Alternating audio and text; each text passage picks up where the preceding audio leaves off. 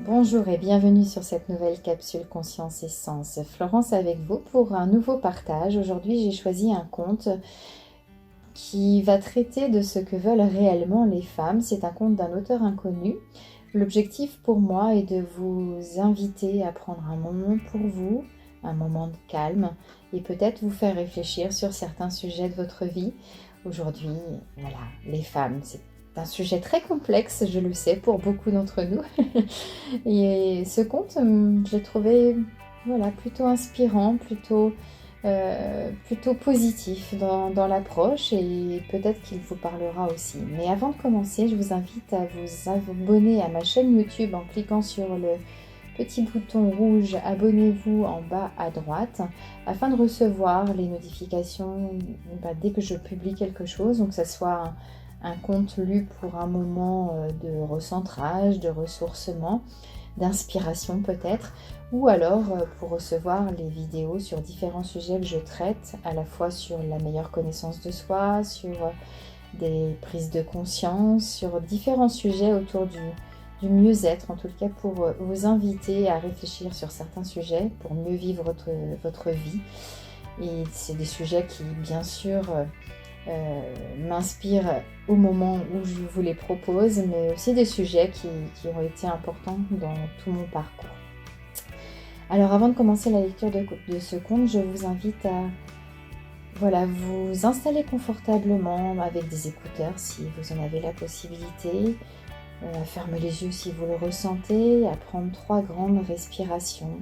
Prenez votre temps, prenez ces respirations pour vraiment chasser tout l'air qui ne vous sert plus à l'instant T et renouveler avec de l'air nouveau, du coup l'air qu'il y a dans vos poumons, afin de vraiment vous ressourcer, vous poser, prendre ce moment rien que pour vous, pour redémarrer ensuite avec plus d'énergie.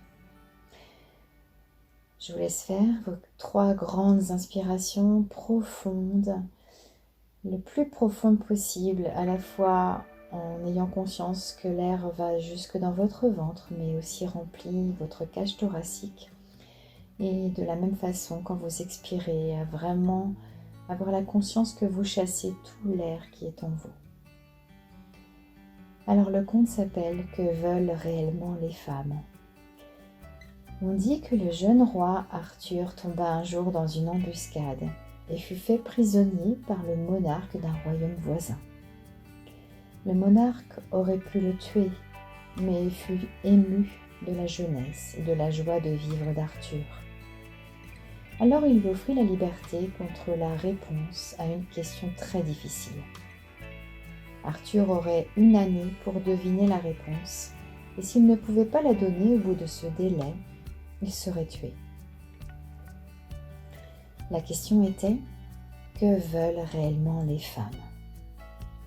Une telle question laisserait perplexes les hommes les plus savants, et pour le jeune Arthur, cela semblait être une quête impossible. Comme c'était quand même mieux que la mort, il accepta la proposition du monarque de lui ramener la réponse au bout d'1 an. Il retourna dans son royaume pour interroger tout le monde, les princesses, les prostituées, les prêtres, les sages, le fou de la cour. Il parla à chacun, mais personne ne put lui donner une réponse satisfaisante. Ce que la plupart des gens lui dirent fut d'aller consulter la vieille sorcière qui était la seule à pouvoir connaître la réponse. Le prix en serait élevé car la sorcière était connue dans tout le royaume pour les prix exorbitants qu'elle demandait. Le dernier jour de l'année arriva et Arthur n'avait pas d'autre choix que d'aller parler à la sorcière. Elle accepta de répondre à sa question, mais il devait d'abord accepter son prix. La vieille sorcière voulait épouser Gauvin, le plus noble des chevaliers de la table ronde et le plus cher ami d'Arthur. Le jeune Arthur fut horrifié.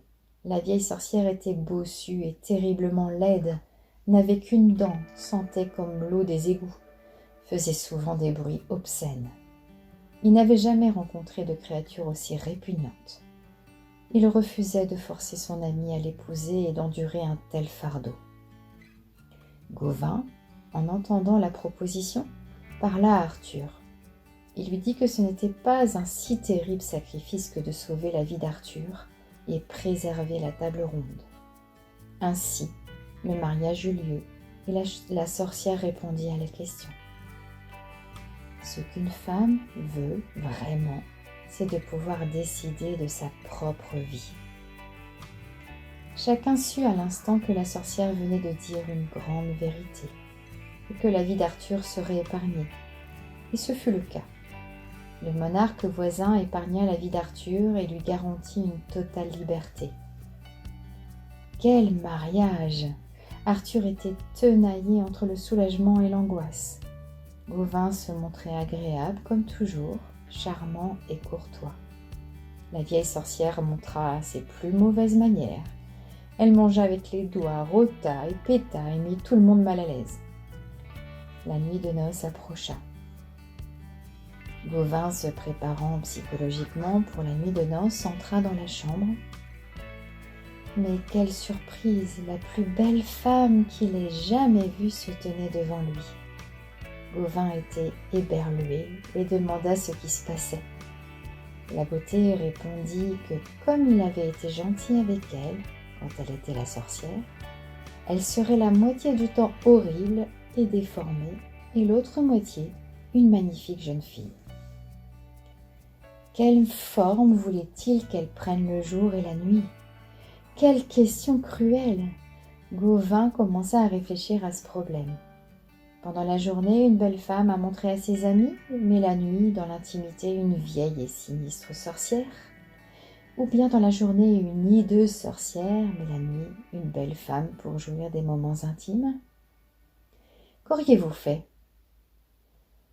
Ce qu'eût choisi Gauvin est écrit de ci-dessous, mais ne lisez pas avant d'avoir imaginé votre propre réponse.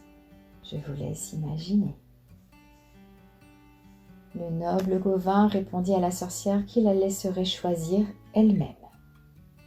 En entendant cela, elle annonça qu'elle serait belle tout le temps parce qu'il l'avait respectée et l'avait laissée décider elle-même de sa vie.